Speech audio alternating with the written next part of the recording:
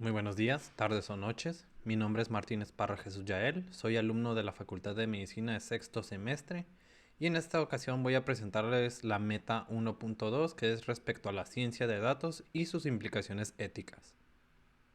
Aquí tenemos una tabla de contenidos de lo que veremos en la exposición, empezando por qué es la ciencia de datos, los tipos que existen, el flujo de trabajo de la ciencia de datos, las etapas principales de dicha ciencia, el cómo se recopilan los datos, en qué formato se encuentran las bases de datos, de qué manera se almacenan y los aspectos éticos del almacenamiento de datos.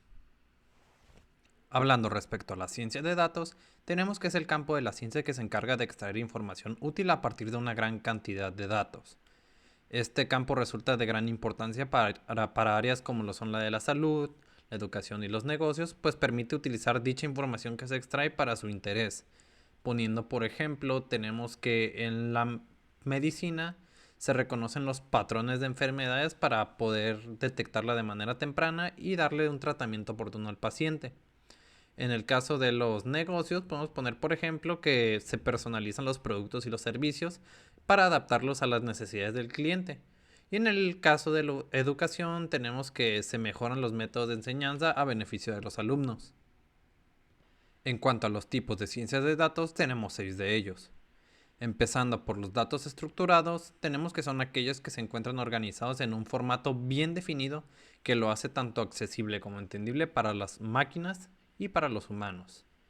Por otro lado, tenemos los datos no estructurados, que tal como su nombre lo indica, son aquellos que puede ser por su especificidad o porque varían mucho, son incapaces de ser organizados en un solo formato en específico.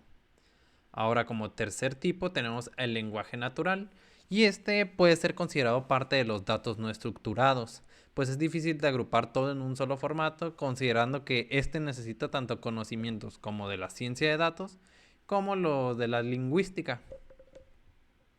Luego tenemos a los datos generados por máquinas. Tal como su nombre lo indica, son aquellos donde, por ejemplo, una máquina o un ordenador se encarga de obtener la información sin la necesidad de que el humano intervenga. Los datos gráficos son aquellos datos que son obtenidos al modelar las relaciones que existen entre los objetos, mientras que los datos de audio, imagen y video son aquellos datos que son reconocidos mediante la imagen o el audio, una tarea que resulta simple para el humano pero compleja para la máquina. Ahora, hablando del flujo de trabajo de la ciencia de datos, tenemos que se trata de una secuencia de tareas estructuradas que tienen la finalidad de administrar y analizar los datos. Es crucial esto para extraer información en la ciencia de datos y pues cada uno de los equipos se encarga de utilizar uno distinto, aunque con la misma finalidad. Son muy similares entre sí, como por ejemplo aquí tenemos que es el flujo de trabajo de ciencia de datos que se imparte en Harvard, donde se hace una pregunta interesante, se obtienen los datos, se exploran dichos datos y modelan dichos datos para luego comunicar y visualizar los resultados, que es muy similar al de Akash Tandel, donde en vez de hacerse una pregunta se comprende el objetivo, pero al final termina lo mismo, que es de comunicar los resultados. Ahora, pasando a hablar de las etapas principales en las ciencias de datos, tenemos que existen 6 de ellas y son las mismas que se muestran en este esquema a la derecha. El primer paso que tenemos es la recopilación de datos, donde los datos se extraen de lagos y almacenes de datos que sean fiables y bien estructurados. El segundo paso es la preparación de los datos, donde los datos que no han sido procesados son depurados y organizados en busca de algún dato erróneo, con la finalidad de generar datos que sean de mejor calidad.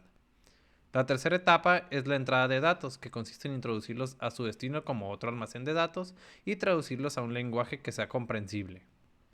El procesamiento es la cuarta etapa y es donde los datos de la etapa anterior son procesados para ser posteriormente interpretados.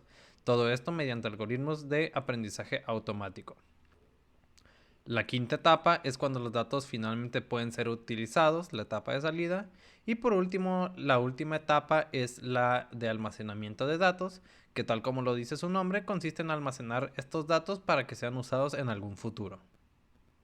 El cómo se recopilan los datos, pues estos son extraídos y recopilados de bases de datos tanto internas como externas. También de algún software que tenga alguna empresa relacionada a sus clientes, de registros del servidor web, de las redes sociales, de alguna encuesta o alguna entrevista. Son varias las fuentes que se obtienen y pues son ricas en datos dependiendo de lo que uno busque. En cuanto a los formatos que podemos encontrar en la base de datos, son varios los existentes. Por ejemplo, tenemos para texto simple .csv, que significa valores separados por comas. Por otro lado, tenemos en caso de necesitar un formato relacional, tenemos a .sql, que es el lenguaje de consulta estructurada, y en caso de necesitar uno no relacional o binario, tenemos .json o JavaScript Object Notation. Son varios los ejemplos que existen y la mayoría se encuentran aquí enlistados en pantalla. Tenemos dos almacenes principalmente. El primero de estos es el lago de datos que se ve aquí en la presentación. En este almacén tenemos que los datos son almacenados en su formato original antes de que haya siquiera una intervención, o sea, de que sean procesados por algún usuario o por un ordenador. Mientras que por el contrario, en el almacén de datos los datos ya fueron recopilados de distintas fuentes, fueron procesados y se encuentran bien estructurados para su posterior uso. Ya para finalizar, tenemos los aspectos éticos del almacenamiento de datos. Tenemos que en 1980 la Organización para la Cooperación y el Desarrollo Económicos estableció un cierto código para proteger la privacidad en el flujo de datos. Primero tenemos los límites claros para su obtención, se tiene que determinar su relevancia para su uso, se debe definir el propósito de su uso, se tiene que tener el consentimiento para usar los datos de los afectados, protegerse contra el acceso ilícito o la piratería, una transparencia al momento de usar los datos y que la persona cuyos datos fueron recopilados tenga derecho a solicitar su modificación y o eliminación. Hasta la fecha, hay un debate sobre la ética de la inteligencia artificial, pero no se ha traducido en leyes, a pesar de que varios países quieren tomar dicha iniciativa. Estas fueron las referencias utilizadas para la exposición. Por mi parte sería todo. Muchas gracias.